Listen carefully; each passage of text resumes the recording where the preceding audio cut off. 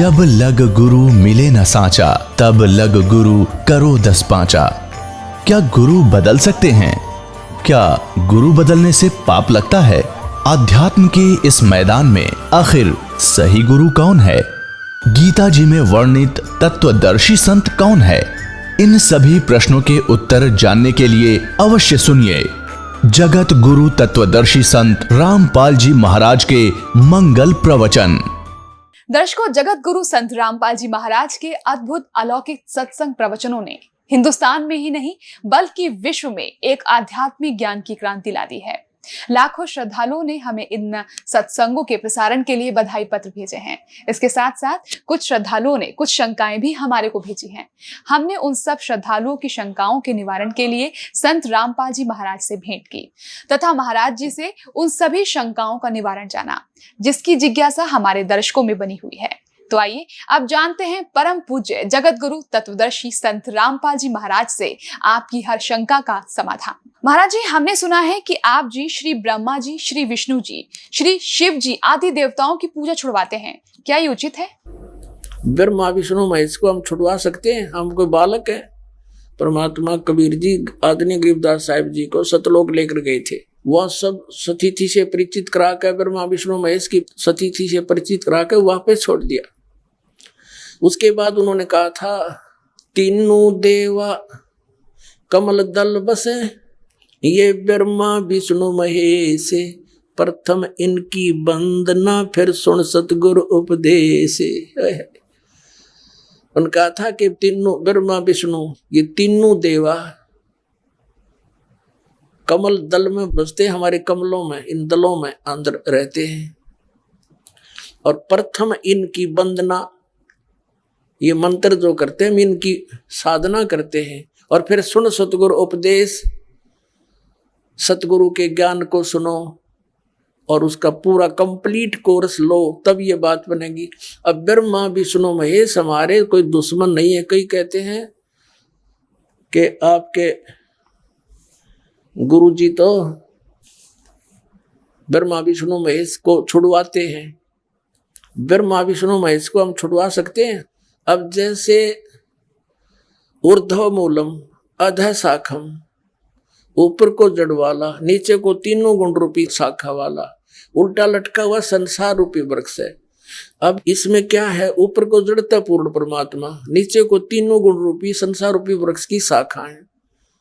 तो क्या कोई शाखा को काट देगा बुद्धिमान व्यक्ति? पेड़ की शाखा को कोई काटने की कहेगा कि इसको तो फेंक दो काट के, फिर लटका के करेंगे बाकी का हम? तो कहने का भाव ये है कि जैसे परमात्मा कहा करते कि जैसे हमने भक्ति रूपी पौधा बीजना है और हम नर्सरी से कोई पौधा लाए, कैसे बीजेंगे? उसको गड्ढा खोदेंगे और उस गड्ढे में उसको जड़ों की तरफ से दबाकर मिट्टी में, फिर उस जड़ों की मूल की सिंचाई करेंगे। तो मूल की यानी जड़ की पूजा करेंगे हम, तो वो पौधा पेड़ बनेगा, उसकी टहनियां बड़ी बड़ी हो जाएंगी, तीनों गुण रूपी शाखा। तो उन शाखाओं का फल लगेगा और फल के लिए हम सारा प्रोसेस अपना कर रहे हैं, फल प्राप्ति के लिए हम कर रहे हैं। तो वो हमने तोड़ने नहीं होते, हमने ऐसे करना है, अपनी way of worship according to the spiritual करना है, शास्त्रों के अनुसार करना। देखना, ये समझ लो हम एक पौधा लाए तो ये है बुद्धिमता। जड़ों को गमले में यानी मिट्टी में डाला, दबा दिया और पूजा शुरू कर दी, सिंचाई। ये जड़ कबीर परमात्मा है इस संसार रूपी वृक्ष की। अब ये हमने जड़ों को पूजना है, इन ब्रह्मा विष्णु महेश की पूजा नहीं कर। हम क्या कर रहे हैं? ऐसे कर रहे हैं। ये बता, बालका वाला काम कर रखे हमने, हंसी नहीं आवे।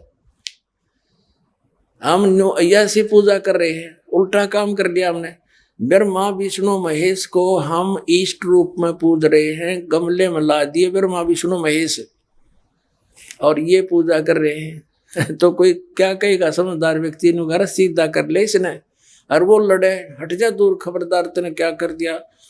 अब देखो, जड़ छोड़ दी हमने, अब जड़ ऊपर रहेगी तो भक्ति रूपी पौधा सूख गया।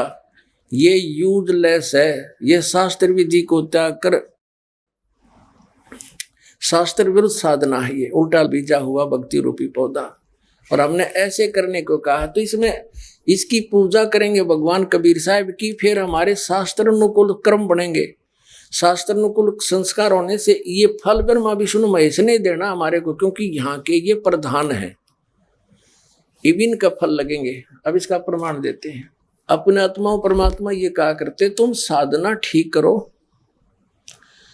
और फिर आपको लाभ होगा पूरा। अब तुम साधना कर रहे हो उनकी जो आपको कुछ दे ही नहीं सकते।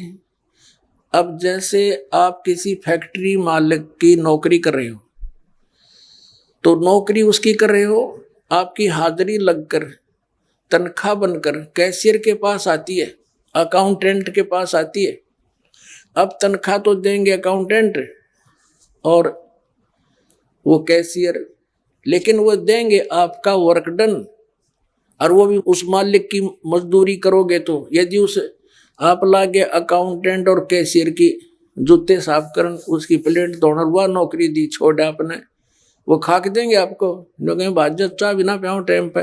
तो इसी प्रकार हमने पूजा तो करनी है, मजदूरी तो करनी, इष्ट रूप में तो पूजना परमपिता को कबीर साहब को, और फिर उससे बनेंगे हमारे शास्त्र अनुकूल जितने भी शुभ संस्कार फिर देंगे। यही यहाँ पर जब तक आप यहाँ रहोगे तो यहाँ के ये प्रधान है, इन्होंने हमारा वर्क डन देना है।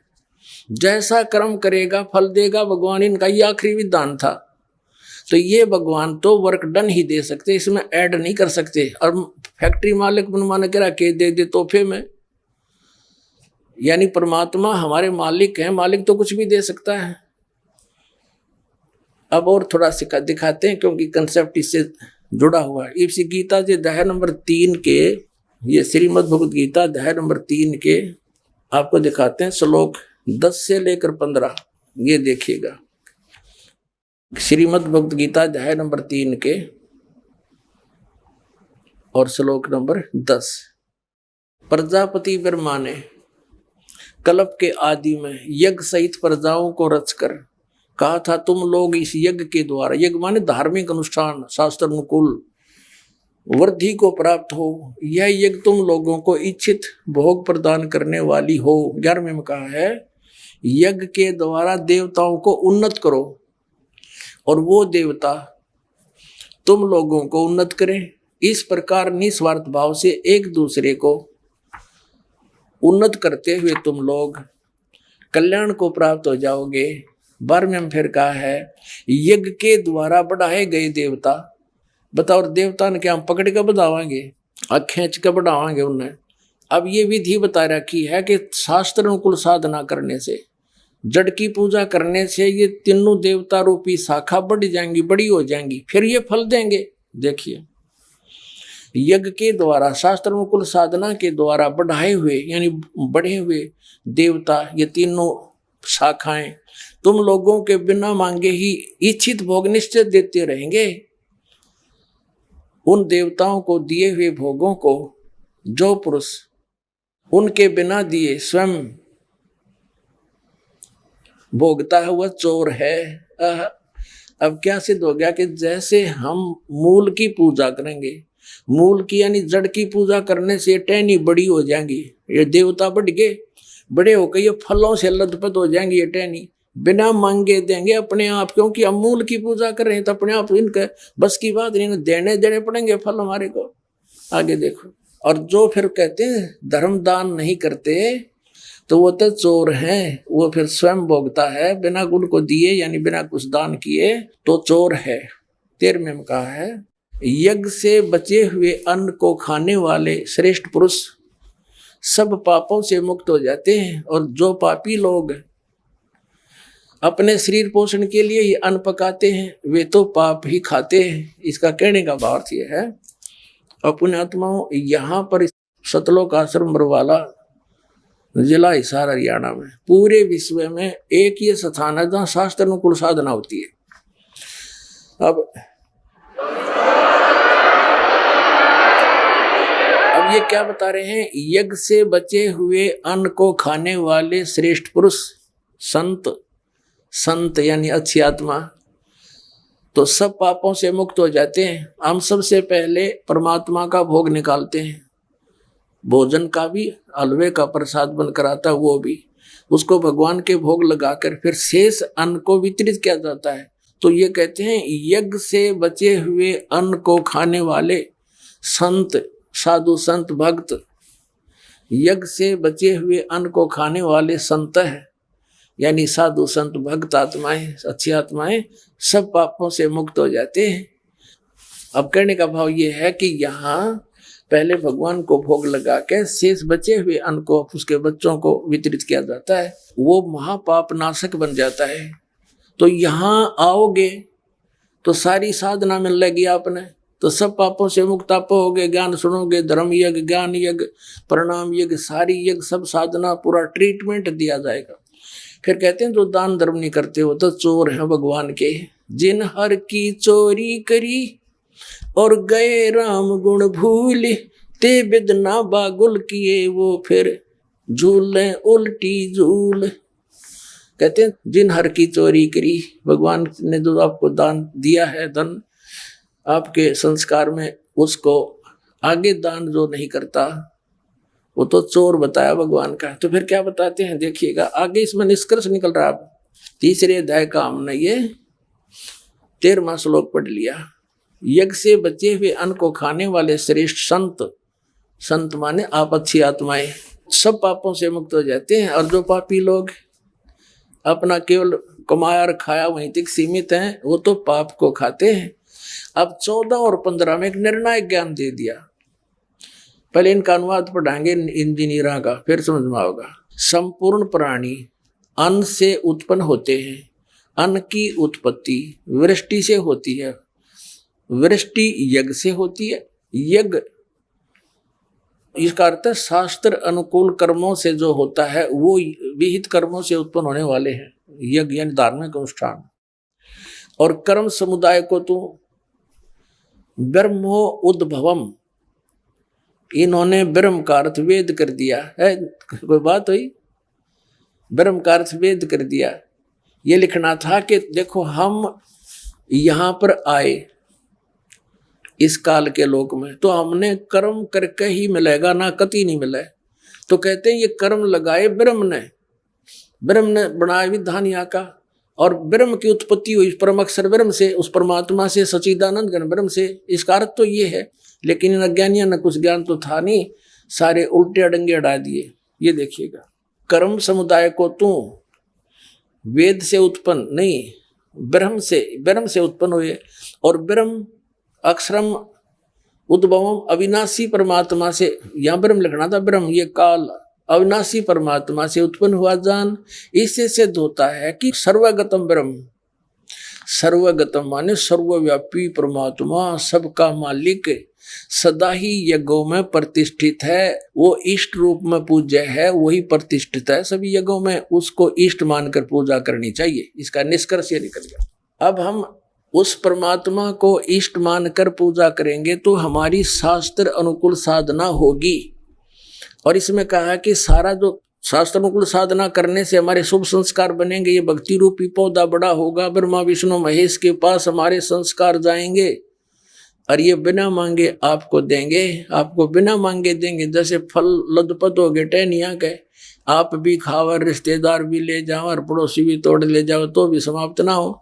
तो इतना इस प्रकार हमारा ये पूरा भक्ति क्रम पूरा होता है। तो हम आपको सबसे पहले परमात्मा ने कहा है कि तीनों देवा इन कमल दलों में बसे, ये ब्रह्मा विष्णु महेश, और प्रथम इनकी वंदना और फिर सतगुरु उपदेश।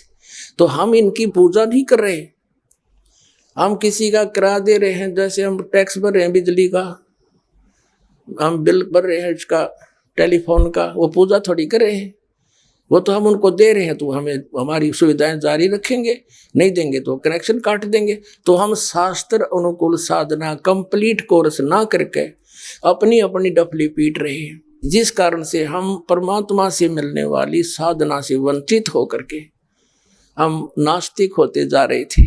अब परमात्मा ने दया करी आपके ऊपर और इस दास के ऊपर।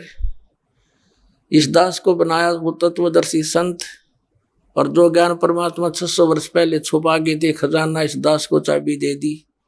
अब दास ने खोल दिया उसके बच्चों के सामने, अब खाओ और खर्चो, चलो सतलोक में।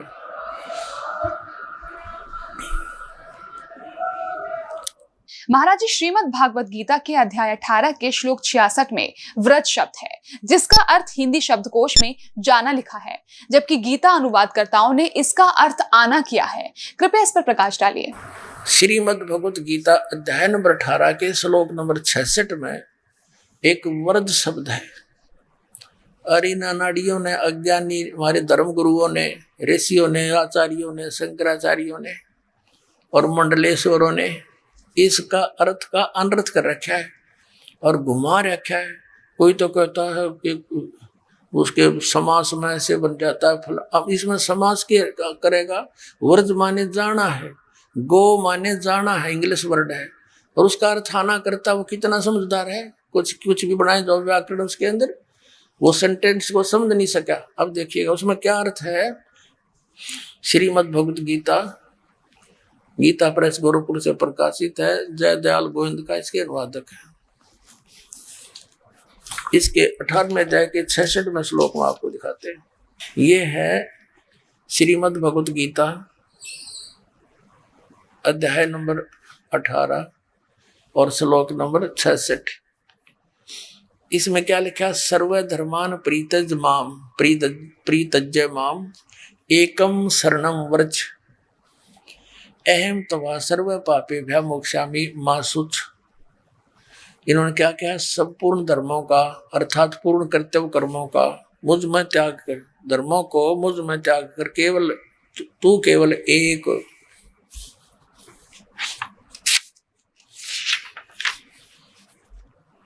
मुझ माम का अर्थ के लिखा है मुझ सर्वशक्ति शक्तिमान सर्वाधार परमेश्वर की शरण में।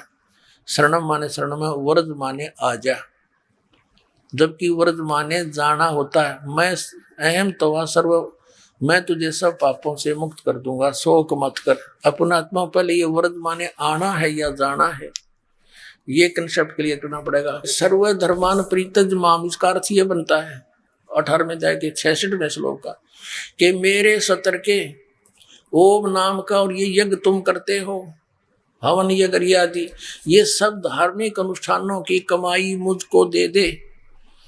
फिर तू उस सर्वशक्तिमान, उस एकम जिसके बराबर दूसरा ना हो, उसकी शरण में जा। और ये कहते मेरी शरण में आ। दूसरे अध्याय के 7वें श्लोक में अर्जुन कहता है कि मैं आपकी शरण में हूं। इसकी शरण में तो पहले ही था, और मेरी वो दीप काम नहीं करती, मुझे मेरे हित में जो हो तो आप बताओ, मैं तो आपकी शरण हूं। और फिर इन्होंने मेरी शरण में आ जा, ये तो वर्ज माने जाना होता है। अभी दिखाते हैं आप, ये देखिएगा एक शब्द कोश दिखाते हैं।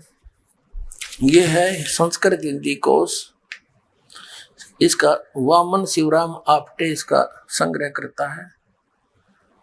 ये मोतीलाल बनारसी दास पब्लिशर्स प्राइवेट लिमिटेड दिल्ली से प्रकाशित है। इसके 993 पृष्ठ पर आपको ले सकते हैं। ये देखिएगा यहाँ क्या लिखा, व्रज शब्द है। व्रज माने जाना, चलना, प्रगति करना, विदा होना, जाना, चलना। स्पष्ट हुआ कि व्रज माने जाना होता, आना नहीं हो सकता। ये नकलियों का दिखाऊंगा आपको, सारे का सांग 10 मिनट का सत्संग पुण्यात्मा ध्यान तो और सुन लियो। अब गीता प्रेस गोरखपुर वाले किताब ने देख ली, व्रज माने आजा, मेरी शरण में आजा। अब दिखाता हूं आपको आसाराम जी महाराज के द्वारा प्रकाशित श्रीमद् भगवत गीता, संत श्री आसाराम आश्रम अहमदाबाद। ये देखिएगा संत श्री आसाराम जी आश्रम, इनका ओम तो आगे कोई ब्योत नहीं, अहमदाबाद। श्री योग वेदांत सेवा समिति, संत श्री आसाराम जी आश्रम, संत आसाराम जी बापू आश्रम मार्ग, अहमदाबाद, आश्रम रोड, जहांगीरपुर। ये इनका फैक्शन सारा वर्णन। अब इसमें देखिएगा ये 18वें अध्याय का 18वां अध्याय संक्षेप मोक्ष संन्यास योग 66वां श्लोक। सर्वधर्मान परित्यज माम एकम शरणम व्रज। संपूर्ण धर्मों को अर्थात संपूर्ण कर्तव्य कर्मों को मुझ में त्याग कर तू केवल मुझ सर्वशक्तिमान सर्वधार परमेश्वर की शरण में आ जा। ठीक है। अब नंबर 2 ये दिखाते हैं सतपाल अंशादेश वालों के द्वारा अनुवाद। ये कहाँ से छपा है? श्रीमद् भगवत गीता। जय गुरुदेव वंदे विष्णु श्री कृष्ण वंदे जगत गुरु। श्रीमद् भगवत गीता। अनुवादक हैं ब्रह्मलीन महात्मा सत्यानंद, महात्मा सर्वज्ञानंद, आदि संपादक अंशादेश। प्रकाशक मानव उत्थान सेवा समिति 2/12 पंजाबी विभाग नई दिल्ली। और ये मुद्रक है Rajeshwari photo setters private limited Delhi. और इसका ये देखिएगा, ये सतपाल जी महाराज हैं, श्री सतपाल जी महाराज। ये इसके ये देखना, ये इनको मान्य है ये अनुवाद। ये 18वां अध्याय और यहाँ का रखा है इन्होंने। ये 61, 62, 63 तक यहाँ है, 64 से लेकर और 66 तक। सर्वधर्मान परित्यज माम एकम शरणम व्रज, इसका अनुवाद इन्होंने यहाँ किया है कि सर्व धर्मों के कर्मों को छोड़कर केवल मेरी शरण में आ। नंबर 2 अब आपको दिखाते हैं तीसरा, सुधांशु जी महाराज। ये सुधांशु जी महाराज, इन्होंने ये कहाँ से छपी है? प्रकाशक हैं विश्व जागृति प्रकाशन ओंकारेश्वर महादेव मंदिर, जी ब्लॉक मानसरोवर गार्डन दिल्ली। मुद्रक हैं इंटर इंडिया पब्लिकेशंस, D17 राजा गार्डन नई दिल्ली। ऐसे ऐसे ये यहाँ पर। अब इसके हम 18वें श्लोक को दिखाते हैं आपको। ये 18वां अध्याय मोक्ष संन्यास योग 18वां अध्याय का 66वां श्लोक। सर्वधर्मान परित्यज माम एकम शरणम व्रज। संपूर्ण धर्मों का आश्रय छोड़कर तू केवल मेरी शरण में आ जा। ठीक है। 3 अब चौथा दिखाते हैं आपको।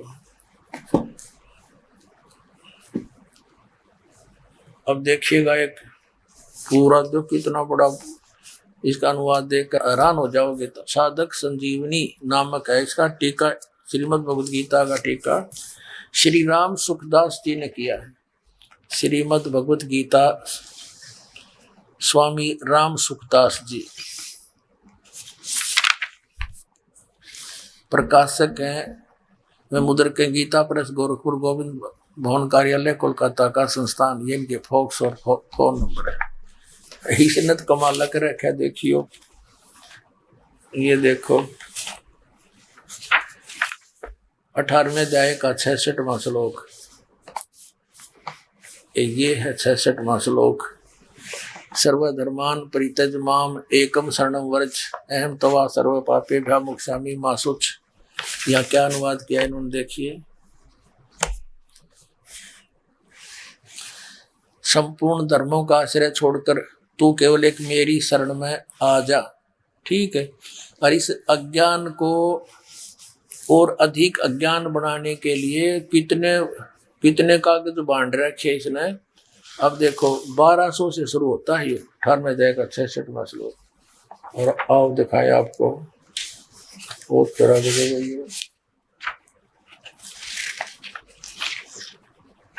यहाँ आ गया। ये देखो, ये 1200 से लेकर 1217 तक, ये 1217 पृष्ठ तक। और कति छोटी छोटी लिखाई है 18वें अध्याय के 66वें श्लोक का। एंड बैंड लिखते लिखते 17 पृष्ठ भर दिए इन्हें। और कख नहीं इसके अंदर। और कितनी छोटी लिखाई है, जैसे समाचार पत्र की आकर। और इसे 17 पृष्ठ ठोक रखे। 1-2 अक्षर की बात थी, वर्धमाने जाना होता है। इन अज्ञानियों ने, ज्ञान तो था नहीं, और हुआ बाई बक डाली इसके अंदर, अनजान अज्ञान बना दिया। अब देखो दिखाते हैं आपको सर्वपल्ली डॉक्टर राधा कृष्णन, इनके विषय बताया कि ये बड़े महापुरुष, इन जैसा तो कोई भगवत गीता की व्याख्या तथा प्रत्येक श्लोक सरल करके आधुनिक सर्वश्रेष्ठ दार्शनिक डॉक्टर राधा कृष्णन के कुछ इस ढंग से प्रस्तुत किया है। श्रीमद् भगवद गीता और हिंद पॉकेट बुक से ये छपी है। ये मुद्रक है, लेजर मुद्रक है doctor security press private limited, इतना। अब देखो इन्होंने भी क्या कर रखा है, 18वें अध्याय का 66वां श्लोक, सर्वधर्मान परित्यज माम एकम शरणम व्रज, सर्व कर्तव्यों को छोड़कर तू केवल मेरी शरण में आ जा। ठीक है, हर एक और दिखाऊंगा आपने कति चौड़े में झूठ बोल रहे। ये देखिएगा श्रीमद् भगवत गीता यथारूप एस्कॉन वालों की है ये, एस्कॉन कृष्ण कृपा मूर्ति श्रीमद् CAC भक्ति वेदांत स्वामी प्रभुपाद संस्थापक आचार्य अंतर्राष्ट्रीय कृष्ण भावनामृत संघ, ये कहाँ से छपी है ये देखना। गीतोपनिषद यथारूप संपूर्ण अखंड संस्करण द्वारा कृष्ण कृपा श्री मूर्ति श्री मद AC भक्ति वेदांत स्वामी प्रभुपाद संस्थापक आचार्य अंतर्राष्ट्रीय कृष्ण भावनामृत संघ, ये Bhaktivedanta book depot Los Angeles London Stockholm Sydney Hong Kong Mumbai, ये यहाँ से छपती है। और देखो न के कमाल कर रखा है कति, ये है 18वां अध्याय का 66वां श्लोक, 66वां श्लोक, ये नीचे आ गया 66वां यहाँ पर। सर्वधर्मान परित्यज माम एकम शरणम व्रज अहम त्वा सर्व पापेभ्यो मोक्षामि मा शुच, यहाँ अनुवाद किया इन्होंने। देख कमाल इनकी तैयारी है कलाबाजी। इन्होंने पहले मीनिंग लिखे हैं, मीनिंग सर्वधर्मान माने समस्त प्रकार के धर्म, परित्यज माने त्याग कर, माम माने मेरी, एकम माने एकमात्र, शरणम माने शरण में, और व्रज माने जाओ। यहाँ अर्थ तो कति सही लिख दिया, व्रज माने जाना ही होता है। और देखो नीचे क्या अनुवाद यहाँ कर दिया, समस्त प्रकार के धर्मों का परित्याग करो और मेरी शरण में आओ। अरे वाह अंग्रेजों,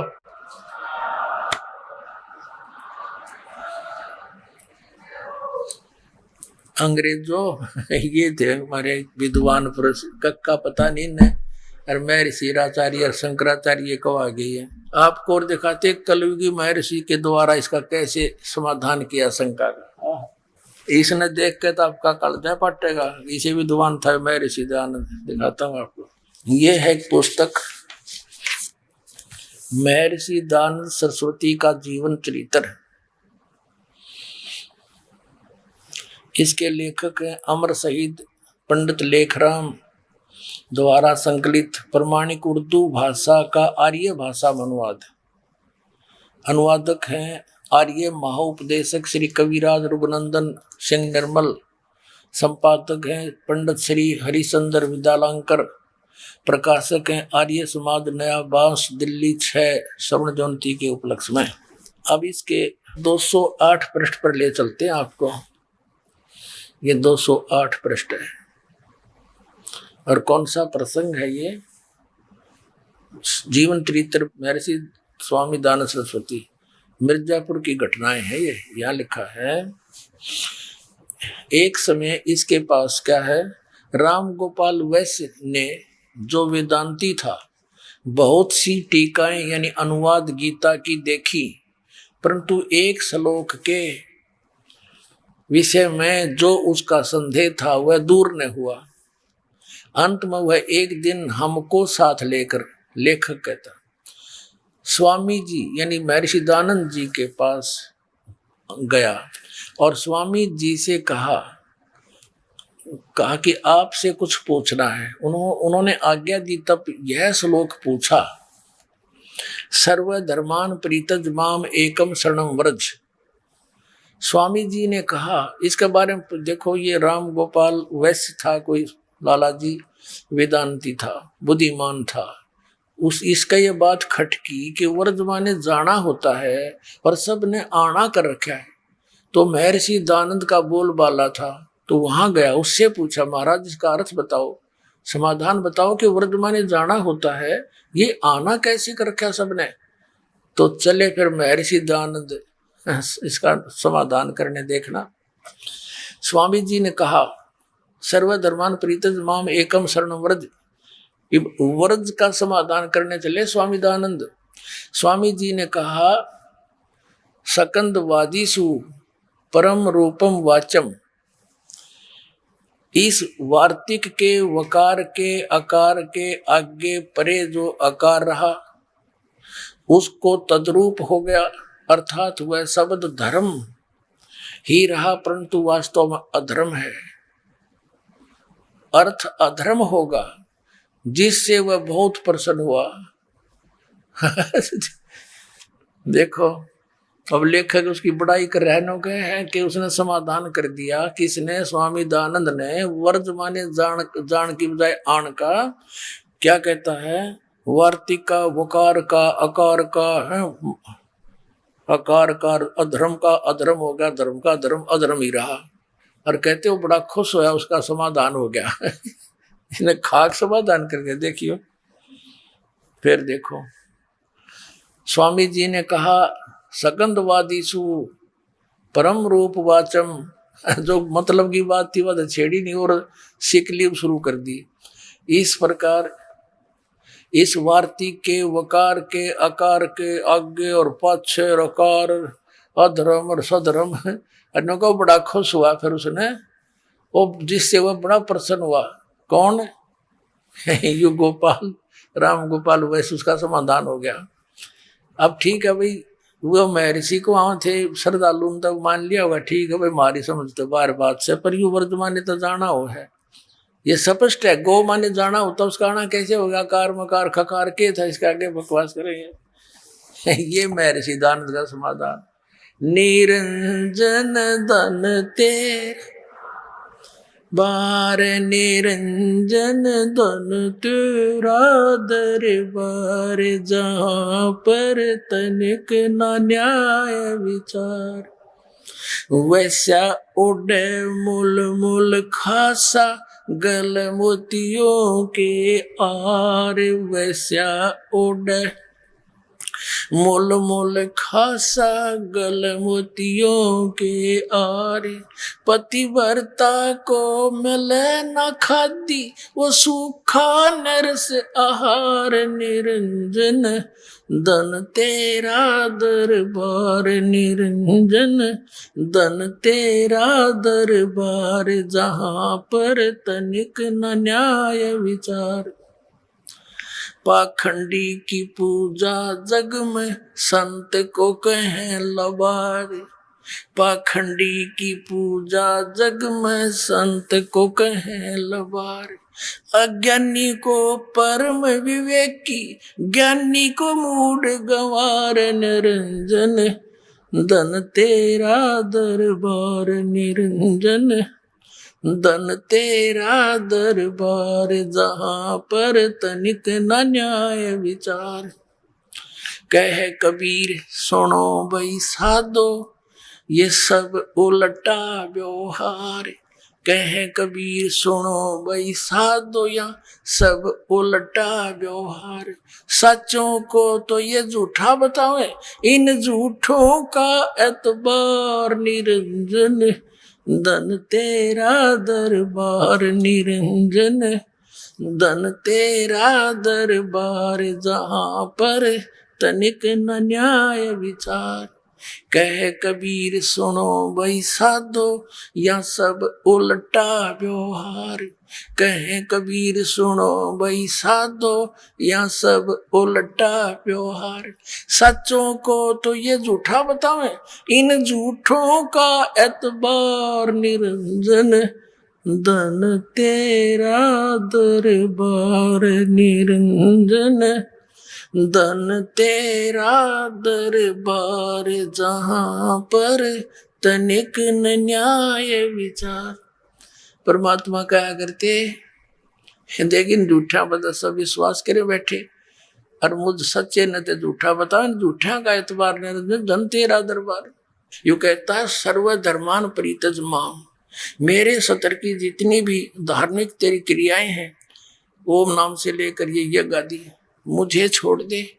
फिर एकम शरणम व्रज, सर्व धर्मान परितज माम, इसका अर्थ ये बनता है 18वें अध्याय के 66वें श्लोक का, कि मेरे सतर के ओम नाम का और ये यज्ञ तुम करते हो, हवन यज्ञ आदि, ये सब धार्मिक अनुष्ठानों की कमाई मुझको दे दे। फिर तू उस सर्वशक्तिमान, उस एकम जिसके बराबर दूसरा ना हो, उसकी शरण में जा। और ये कहते मेरी शरण में आ। दूसरे अध्याय के 7वें श्लोक में अर्जुन कहता है कि मैं आपकी शरण में हूं। इसकी शरण में तो पहले ही था, और मेरी वो दीप काम नहीं करती, मुझे मेरे हित में जो हो तो आप बताओ, मैं तो आपकी शरण हूं। और फिर इन्होंने मेरी शरण में आ जा, ये तो वर्तमाने जाना होता है। आइए अब हम उन श्रद्धालुओं के अनुभव जानते हैं जो जगत गुरु तत्वदर्शी संत रामपाल जी महाराज जी से दीक्षा प्राप्त कर चुके हैं तथा उनके द्वारा बताए गए भक्ति मार्ग पर चल रहे हैं। क्या नाम है जी आपका? सर मेरा नाम ओम प्रकाश दास है।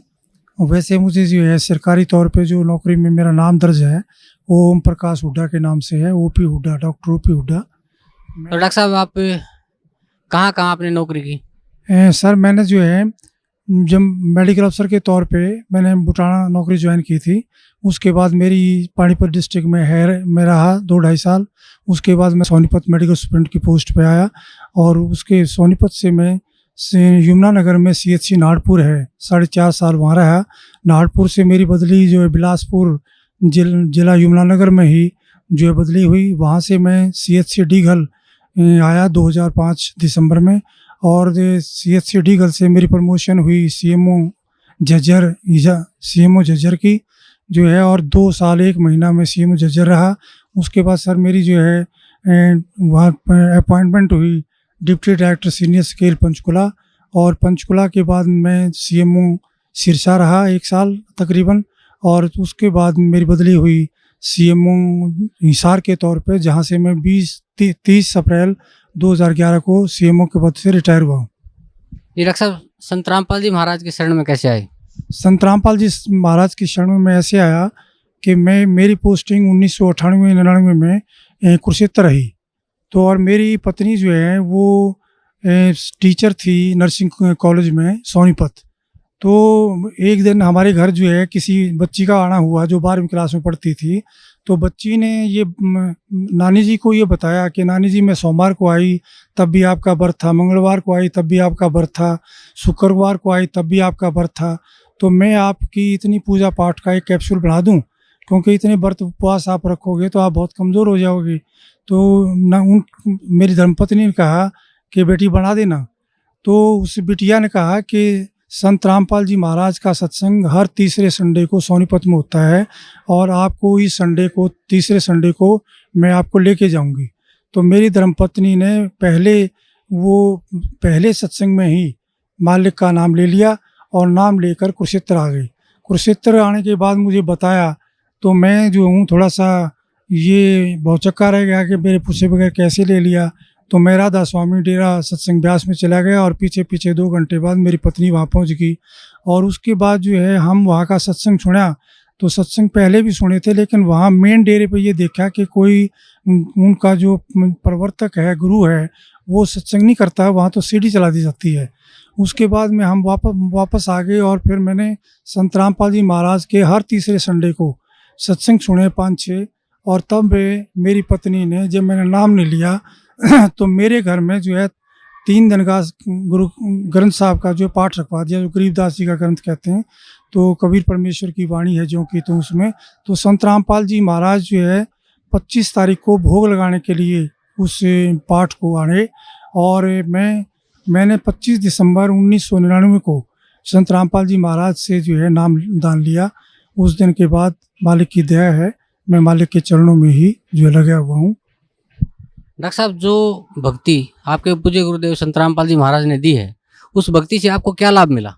सर, जो मेरे पूज्य गुरुदेव संत रामपाल जी ने जो भक्ति दी है, उससे उसके दौरान मालिक ने एक वाणी का उल्लेख करते थे कि जम जो राजा से डरे मिटे कर्म के लेख, अदली अदल कबीर हैं कुल के सतगुरु एक। तो मेरे जीवन के अंदर ये वाणी जो है बिल्कुल जो कि तो खरी उतरती है, क्योंकि मैं कलोई गांव में रोहतक ज़िला में पैदा हुआ था और मेरी डेट ऑफ बर्थ 12/4/1953 है और मैं 5वीं क्लास में अमृतसर चला गया था और वहाँ पे पवित्र हरमंदिर साहिब के ही नकल पर जो है हिंदुओं का जो है दुर्गाना टेम्पल है। तो उस दुर्गाना टेम्पल में जो हूँ एक सेवक था, बहुत बूढ़ा व्यक्ति, वो ज्योतिषा काम भी करता था। तो उन्होंने मुझे कहा, मेरे बड़े भाई को जैसे जो है मास्टर जी कहते थे, तो मुझे छोटे मास्टर जी कहा करते थे कि छोटे मास्टर जी इधर आओ। तो उन्होंने मेरा हाथ दे करके ये मुझे बताया कि काके बेटा आप जो है डॉक्टर बनोगे और आपकी उम्र जो है 50 वर्ष है। तो मैं 50 वर्ष की आयु को जो है सुन करके, तो जब उनका भगत जी का संत जी का जो भी ज्योतिषी थे उनका हाव भाव देखा, तो वो एकदम से सहम गए कि बच्चे को आपने उम्र गलत बता दी कि भाई ये ऐसा ना हो कि चिंता में पड़ जाए। तो उम्र तो उन्होंने ठीक बताई थी, लेकिन चिंता में ना हो जाए बच्चा, विचलित ना हो जाए। लेकिन मालिक की दया थी कि जो है मैं विचलित नहीं हुआ और अपनी डॉक्टरी की पढ़ाई सुन करके डॉक्टर बनोगे, तो अपनी पढ़ाई के अंदर ही मैं लीन हो गया और डॉक्टर ही बना। और जब मैं सर्विस में आया तो मुझे याद नहीं रहा काल के दबाव से, जैसे पता लगा संत रामपाल जी की वाणी से कि हमारे ऊपर काल का बहुत प्रेशर है, तो हमारी बुद्धि का कंट्रोल भी उसके हाथ में है। जब तक आप उसकी भक्ति या अन्य देव देवताओं की भक्ति करते हो, तो मुझे वो याद नहीं रहा कि तेरी उम्र 50 साल है। लेकिन जब मुझे जो है 10-11 अप्रैल की रात्रि को और ये मेरे हाथों में दर्द होना शुरू हुआ, मेरी छाती में दर्द होना शुरू हुआ, तब मैंने अपने बच्चों को, पत्नी को कहा कि पीजीआई रोहतक में चलते हैं, टेस्ट कराते हैं। तो वहाँ जा कर के देखा, एक जवान डॉक्टर था बहुत अच्छा, उसको मैंने अपना परिचय दिया कि मैं HMS 1A ग्रुप का आदमी हूँ, SMA हूँ, डॉक्टर OP हुड्डा हूँ, मेरे ये क्लास फेलो हैं, मेरे ये टीचर हैं, आपको किसी की चीज़ की आवश्यकता पड़े आप उसको बुला लेना। तो उसने मेरी इसी देख करके जो भी जो है दाएं बाएं टेलीफोन किए सीनियर व्यक्तियों को, तो उसके बाद जो है मुझे इस ICU में शिफ्ट करने लगे हो। तो मुझे पता लग गया कि जो है भाई मेरे को कोई बहुत गंभीर बीमारी है। लेकिन संत रामपाल जी महाराज ने बता रखा था सत्संगों के दौरान कि जब भी तुम्हारे ऊपर कोई विपत्ति आ जाए तो तुरंत आप उसी टाइम जो है, यदि प्रथम मंत्र मिला हुआ तो प्रथम मंत्र, और दूसरी स्टेज का सतनाम मिला हुआ तो सतनाम, और सार नाम मिला हुआ तो सार नाम उच्चारण करना शुरू कर देना। तो मैंने परमात्मा की, संत रामपाल जी की कृपा से वैसा ही शुरू कर दिया था। और मुझे जो है ये ऐसा महसूस नहीं हो रहा था कि मैं वाकई में ही इतना गंभीर बीमार हूँ जो मुझे ICU में शिफ्ट किया जा रहा है। लेकिन जो है वहाँ पे 1.5-2 घंटे बाद जो है अचेतन अवस्था में मैं चला गया, और अचेतन अवस्था में बाहर तो डॉक्टर जो है, जैसे मुझे पता लग गया कि वो लिखा पढ़ी करवा रहे हैं कि बहुत अच्छा डॉक्टर था और ये बचा नहीं सकते हम, इसके जो है अंतिम समय लगभग नज़दीक आ गया है। तो बाहर तो फाइलों पे ऐसे जो लिखवा रहे थे, आपको कहीं ले जाना हो तो ले जाओ मेरी पत्नी को, मेरे बच्चों को, जो कि ये बात सुन करके वो रोने लग गए।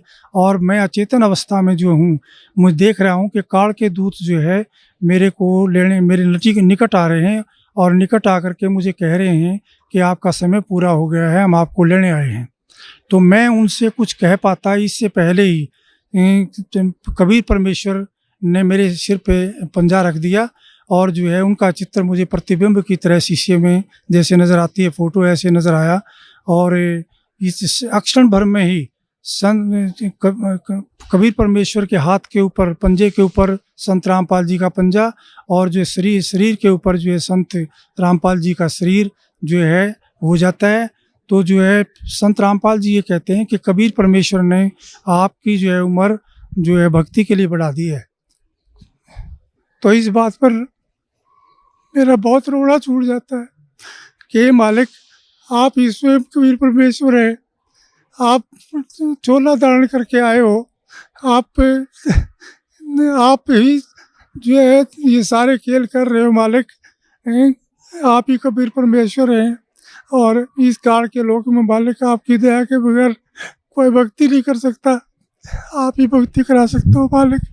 तो इतना कहकर मुझे रोना छूट जाता है और काल के दूत जो है संत रामपाल जी महाराज को देख करके दूर भागने लग जाते हैं और मैं अचेतन अवस्था में अपना सो जाता हूँ। तो जब 3 दिन मुझे आईसीयू में हो गए तो मैं उठ करके जो है बाथरूम में पेशाब करने के लिए बाथरूम के लिए जाने लगा। तो एक सीनियर डॉक्टर का राउंड हो रहा था, प्रोफेसर का, तो उनमें से एक सीनियर डॉक्टर भाग करके आया। उसने जो मुझे पकड़ के कहा, डांटा कि डॉक्टर साहब तुम क्या कर रहे हो, तुम्हें कोई अकल नहीं है, तुम्हें जो इतना भयंकर हार्ट अटैक हुआ था, हम हैरान है कि आप बच कैसे गए हो, तुम आपको पैदल नहीं चलना है बिल्कुल, तो आप बैठो अपने बेड पे, व्हील चेयर मंगाते। तो इस प्रकार से संत रामपाल जी महाराज ने मेरी उम्र दान दिया। संत रामपाल जी महाराज के बारे में मैंने अपने मेडिकल PGI-MS के स्टाफ को, डॉक्टरों को बताया, लेकिन जो है परमात्मा के बगैर, संत रामपाल जी की महाराज की के बगैर जो है कोई किसी, ये आध्यात्मिक चैनल है जो हर एक में प्रेजेंट है, ये आध्यात्मिक चैनल और नहीं हो सकता। मालिक जिसका आध्यात्मिक चैनल ऑल करते हैं वही हज़ारों किलोमीटर दूर से और देश विदेशों से यहाँ पर के मालिक की वाणी सुनने के लिए, मालिक के पथ पे चलने के लिए आ रहे हैं। तो मालिक की जैसे वाणी है, मुझे ये भी मैं उनको अपने कर्मचारी अधिकारियों को सुना करता था कि मासा घटे ना तिल बढ़े, विध ना लिखी जो लेख, और साचा सतगुरु मेट कर ऊपर मार दे मेघ। ये मालिक मेरे साथ बिल्कुल जो का तो कर दिया आपने कि काल में लिखा हुआ है कि मैं एक भी सांस तुम्हें जितना दे रखा है उसको बढ़ाऊंगा नहीं, ना वो बढ़ा सकता है, ना उसकी पूजा पाठ से बढ़ सकता है, ना देव देवताओं की पूजा पाठ से ये बढ़ सकते हैं। मालिक ये आप ही कर सकते हो, आप सत्य हो, आपकी वाणी सत्य है मालिक, आपका विज्ञान सत्य है, आप पूर्ण परमेश्वर हो। संत रामपाल जी महाराज आप जो चाहे सो कर दें, 14 कोट दूध जम डरी, ऊद बूझ जम त्रास निवारे, चित्रगुप्त के कागज फाड़े। मालिक आप चित्रगुप्त के कागज फाड़ दिए आपने, मेरी उम्र बढ़ा दी मालिक। मेरी धर्मपत्नी श्रीमती शीला हुड्डा 6/12/4 को PGI-MS रोहतक में दाखिल हुई। तो मेरी उस टाइम नाहरपुर CHC में पोस्टिंग थी SMO के पद पर। तो मुझे टेलीफोन गया यमुनानगर ज़िले में है ये CHC। मुझे टेलीफोन गया तो मैं वहाँ आया और ये मालिक की आज्ञा ले चुके थे कि जी ऐसा ऐसा हो गया। तो मालिक ने कहा कि अपना इलाज कराओ। तो मेरी पत्नी को वहाँ मैं आया, मैंने देखा स्पेशल वार्ड मिला हुआ था। तो ये जो भी डॉक्टर आता, जो भी जो कर्मचारी आता वहाँ पे ये कह कर के जो है रोने लग जाती थी कि मेरी आँख क्या ठीक हो जाएगी, क्योंकि इनकी आँख में बैंगापन हो गया था। तो उस बैंगनपन की वजह से जितने भी डॉक्टर आते वो यही कह करके जाते कि हमारे बस की बात नहीं है। जैसे आई डिपार्टमेंट से दाखिल हुए थे तो आई डिपार्टमेंट वालों ने कहा कि हमने सारे टेस्ट करा लिए हैं, आप न्यूरोलॉजी वालों को दिखाओ। न्यूरोलॉजी वालों को दिखाते रहे, उन्होंने कहा कि कोई भी डिफेक्ट नहीं है, इनका MRI, कैट स्कैन, अल्ट्रासाउंड सब कर लिया हमने, तो हमें कोई डिफेक्ट नज़र नहीं आता है। और मैं खुद स्वयं जो आई सर्जन हूँ, MSMD डॉक्टर हूँ, तो आँखों के ऑपरेशन जो मैंने बहुत किए हैं। तो मैं भी हैरान था कि कोई भी जब डिफेक्ट नहीं है किसी में चीज़ में तो ये ठीक क्यों नहीं हो रही हुई है, दवाई क्यों नहीं लग रही है। तो इस प्रकार से वो लगभग जो है 7-8 दिन जो है इधर से उधर स्पेशलिस्टों की जो है राय लेते रहे और हार कर उन्होंने जो कहा कि आपने कोई ऑल इंडिया या किसी अन्य स्थान पर दिखाना है तो दिखा लो, और ये पता नहीं ठीक होगी कि नहीं होगी, हमारी समझ में जो है इनकी बीमारी नहीं आई है। तो उसके बाद जो है ये संत रामपाल जी का सत्संग था बरवाला में, क्योंकि करौथा में भी सत्संग करते थे। ये 14 दिन के बाद जो यहाँ एक सत्संग यहाँ बरवाला में मालिक का होता था, संत रामपाल जी महाराज का। तो ये बस में बैठ कर के हमें बता करके कि मैं वहाँ जा रही हूँ, और ये बस में बैठ करके यहाँ आई। और संत रामपाल जी महाराज सतगुरु से जो है के चरणों में बैठकर रोते हुए उन्होंने बताया कि मालिक देखो मेरी आँख ठीक नहीं हो रही है, डॉक्टर ने जवाब दे दिया है आप ही मालिक, आप उम्र बढ़ा सकते हो तो आप क्या नहीं कर सकते मालिक। तो मालिक ने कहा कि मेरी तरफ देखो, मैं कितने नज़र आता हूँ, आप 2 नज़र आते हो मालिक। दोबारा जो है नीचे करके गर्दन इन्होंने चरणों की सेवा करते टाइम दोबारा मालिक ने कहा देखो कितने नज़र आता हूँ मैं, मेरा 2 नज़र आते हो मालिक, मैं झूठ नहीं बोलूँगी। फिर तीसरी बार मालिक ने कहा कि अब देखो आप। तो मालिक ने जो है सिर पे हाथ रखा हुआ था, तो माँ ये कहने लगी मालिक एक नज़र आते हैं बिल्कुल, मैं बिल्कुल ठीक हो गई हूँ मालिक। तो ऐसे दयालु है परमात्मा, सतगुरु जो चाहे सो करी, 14 कोट दूर जम डरी। ये मालिक आपकी वाणी सत्य, आप सत्य। आपने वाणी में बताया मालिक कि जय सतगुरु मिलते नहीं, जाते यम के द्वार, यम द्वारे में दूत सब करते की चातान, उन तक वो ना छूटता फिरता चादों खान, चारों खाने में भरमता कबू न लगता पार, सो फेरा सब मिट गया मेरे सतगुरु के दरबार। हे मालिक, मालिक आपने बड़ी दया करी, आपने जो है मेरी उम्र बख्शी। लेकिन मालिक के दरबार में आने से ये एक सच्ची भक्ति है, और सच्चे पुरुष हैं और सत्पुरुष हैं, और ये स्वयं कबीर परमेश्वर ही आए हुए हैं चोला बदल करके, तो ये जो चाहे सो कर दे। तो मालिक ने हमें ऐसा सच्चा ज्ञान दिया है जो धरती के ऊपर कहीं भी उपलब्ध नहीं है। क्योंकि मैं अपने परिवार सहित, बच्चों सहित जो है, पहले हमारी समाजी तो थे ही, क्योंकि रोहतक जिले से बिलोंग करते थे, और डीएवी स्कूल डीएवी कॉलेज में पढ़ा।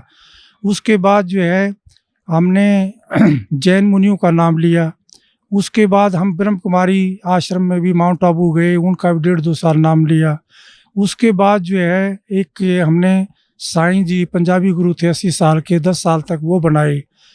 उसके बाद संत रामपाल जी महाराज मिले, तो ये पता लगा कि उनके पास तो कोई भक्ति मार्ग था ही नहीं, कोई मंत्र है ही नहीं, कोई प्रमाण ही नहीं उनके पास। जो संत रामपाल जी महाराज ने हमें जो है सत मंत्र बताए हैं, प्रथम स्टेज के, द्वितीय स्टेज के सतनाम और सार नाम, वो सारे प्रमाणित हैं। गुरुओं की तो भरमार है देश के अंदर, दुनिया के अंदर। सतगुरु वही है जो सच्ची बात बताए परमेश्वर के बारे में, इस जीवन में भी सुख दे और जो है हमें मोक्ष भी दे, सतलोक के रास्ते पर चलाए। सतनाम दे करके, सारनाम दे करके, प्रथम मंत्र दे करके, ये मालिक बड़ी दया करी, मालिक बड़ी दया करी, रजा बख्शना मालिक। ऐसे ही इस काल के लोक में भक्ति एक पल भी नहीं कर सकता मालिक, आप ही करवा रहे हैं जो कुछ, आपकी ही दया है। संत रामपाल जी महाराज दया रखना मेरे ऊपर और मेरे परिवार के ऊपर मालिक। क्या नाम है माता जी आपका? मेरा सुशीला हुड्डा है, मैं मिसेज हुड्डा हूँ, डॉक्टर हुड्डा की पत्नी। मैंने संत रामपाल जी का नाम 1999 में लिया था, और उसी समय से मैं मालिक को यूँ महसूस कर रही हूँ कि जैसे पर कहते हैं कि भी भगवान वो होता है जो अंधे को आँख दे, कोढ़न को काया, बाझन को पुत्र दे, निर्धन को माया। तो ये मालिक स्वयं कबीर साहब आए हुए हैं, इन्होंने मेरी फैमिली में ये प्रूव कर दिया कि हाँ मैं पूर्ण परमात्मा वाले काम कर सकता हूँ, मैं समर्थ हूँ। डॉक्टर साहब को ज़िंदगी बख्शी, जबकि बचपन में बता दिया था कि 50 इयर्स इनकी एज है। उसके बाद फिर हार्ट अटैक हुआ और मालिक ने बचाया। इसी प्रकार 2004 में दिसंबर 6 को मेरी आँख जो एकदम टेढ़ी होगी और डिप्लोपिया हो गया, मीन्स डबल विज़न होगी। देखती थी इधर तो मतलब मुझे लगता था जैसे सब दो हैं। तो मैं बड़ा परेशान हुई। PGIMS रोहतक में एडमिट हुई, मैं 10 दिन एडमिट रही स्पेशल वार्ड में, और मैं जितनी भी इंटर्न्स आती थी उनसे पूछती थी कि क्या इससे पहले कोई ऐसा केस आया है डिप्लोपिया का, क्या मैं ठीक हो जाऊंगी? तो वो कहती हाँ मैडम ठीक हो जाओगे, क्योंकि डॉक्टर्स का तो ये फ़र्ज होता है, साइकोलॉजिकली वो बूस्टअप करती पेशेंट को। लेकिन मुझे नहीं लग रहा था कि मैं ठीक होंगी। सारी इन्वेस्टिगेशंस हो चुकी हैं, न्यूरोलॉजिस्ट को भी दिखा लिया, आई स्पेशलिस्ट को भी दिखा लिया, मेडिसिन वालों को भी दिखा लिया, मेरी इन्वेस्टिगेशन सारी नील हैं और कैसे ठीक होगा। तो फिर 10वें दिन उन्होंने कहा कि आप छुट्टी ले जाओ, घर चले जाओ। फिर मैं यहाँ मालिक के पास आई तो मालिक को मैंने कहा, हे बंदी छोड़, इससे अच्छा मेरी मुक्ति करो जब मुझे आपके दर्शन ही नहीं हो रहे मालिक, आप भी मुझे कहीं कहीं दिखाई दे रहे हो। तो परमात्मा ने मेरे सिर पे हाथ रखा और कहा इधर देखो। तो मैंने जैसे मालिक की तरफ देखा तो मैंने कहा इस पाक पवित्र स्थान पे खड़ी होकर मैं झूठ नहीं बोलूँगी, मुझे आप उतने ही दिख रहे हो 3-4 ही। फिर दोबारा बोले कि अब देखो, मैंने कहा उतने ही दिख रहे हो। फिर तिबारा मालिक ने जैसे हाथ रखा तो मेरे मालिक एक हो गए थे। तो मैंने कहा अब एक हो गए मालिक आप, अब मुझे दर्शन अच्छी तरह से हो रहे हैं। ये पूर्ण परमात्मा है, कमी है तो अपने अंदर है। मालिक कहते हैं अपनी वाणी में कि साहिब के दरबार में कमी काहे की नाई, और हंसा मौज न पावता तेरी चूक चाकरी माही। हमारी अंदर चूक है, जैसा परमात्मा कहते हैं इतना मंत्र करना चाहिए वो हम नहीं कर पाते, उनके नियमों पे हम खरे नहीं उतरते हैं, तो ये कमी हमारी है। मालिक पूर्ण है और पूर्ण परमात्मा है। और मैं इतनी भक्ति कर चुकी थी, टूट चुकी थी, मुझे भगवान की तलाश थी। अर्ली एज में मेरे पेरेंट्स की डेथ हुई तो मैं ये सोचती थी, मैंने नर्सिंग प्रोफेशन इसलिए ज्वाइन किया कि मैं किसी की डेथ नहीं होने दूंगी, मैं इतनी सेवा करूंगी कि किसी के माँ बाप ना मरे। और मेरे ब्रदर मेरे से अगेंस्ट हो गए थे। मेरे फादर सर छोटराम के पीए थे, तू लड़की हमारी बेइज्जती करवाएगी, हमारी नाक कटवाएगी, तू ऐसे प्रोफेशन, तू जो कुछ मर्जी कर ले, ये मत कर। मैंने कहा नहीं, मैंने यही करना है। तो मैं जहाँ भी जिस पेशेंट के पास भी खड़ी होती थी उसकी जी जान से सेवा करती थी। और किसी की डेथ भी हो जाती थी तो उनको रिलेटिव्स के साथ ही रोने लग जाती थी, ये सोच के कि ये क्या ज़िंदगी है, इंसान पैदा होता है मर जाता है, इतना अजीज़ होता है, इतना प्यारा होता है, वो अलग हो जाता है, तो कैसी ज़िंदगी है ये। तो मुझे नहीं पता था कि ये ऐसा भी परमात्मा है जो कि जीवन मरण को भी ख़त्म कर देगा। अब मुझे ये पता चला, परमात्मा कबीर साहब ही जो जन्म मरण को भी ख़त्म करते हैं और ये वायदा भी करते हैं कि अमर करूँ सतलोक पठाऊँ, ताते बंदी छोड़ कहाऊँ। ये सच्चे पुरुष हैं, सच्चे परमात्मा हैं, सच्चे बंदी छोड़ है। अब मुझे ये सेटिस्फेक्शन होगी कि ये सुप्रीम पावर है, इससे आगे कोई भी पावर नहीं है। और इस परमात्मा का जो ज्ञान है, जब साइंस फेल हो जाती है तब ये शुरू होता है। ये प्रूव कर दिया परमात्मा ने हमारे ऊपर कि जब हम डॉक्टर्स ने जवाब दिया और उसके बाद परमात्मा ने ठीक कर दिया, सिर्फ आशीर्वाद दे के ही। तो ये पूर्ण परमात्मा हैं, हर हालत में 101% हैं। और अब ये विश्वास भी हो गया कि दोबारा इस जन्म मरण में हम नहीं आएंगे, हमारा मोक्ष भी पक्का होगा।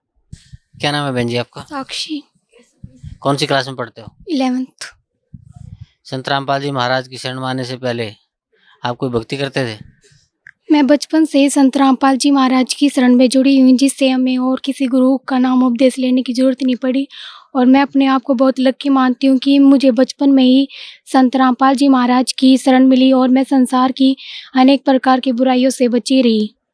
संत रामपाल जी महाराज की शरण में कैसे आए आप? पहले मेरी मम्मी ने नाम ले रखा था तो मम्मी ने हमें नाम दिलवाया था।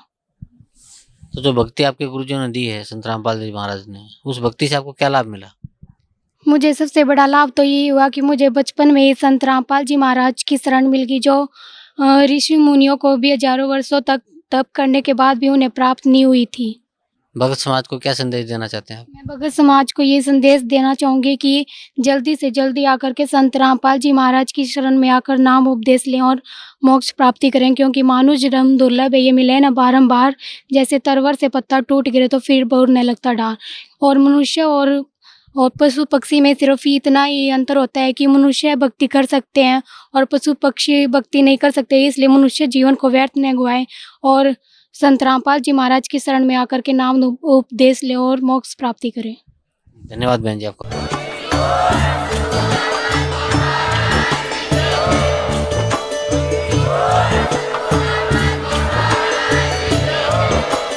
आप सुन रहे थे जगत गुरु तत्वदर्शी संत रामपाल जी महाराज जी के मंगल प्रवचन। अधिक जानकारी के लिए विजिट कीजिए हमारी वेबसाइट www.jagatgururampalji.org। संत रामपाल जी महाराज जी के शुभ आशीर्वाद से पूरे विश्व भर में 500 से भी ज्यादा नाम दीक्षा केंद्र हैं, जिन पर संत रामपाल जी महाराज जी द्वारा ऑनलाइन निशुल्क नाम दीक्षा दी जा रही है। अपने नजदीकी नाम दीक्षा केंद्र का पता करने के लिए संपर्क करें 8222880541।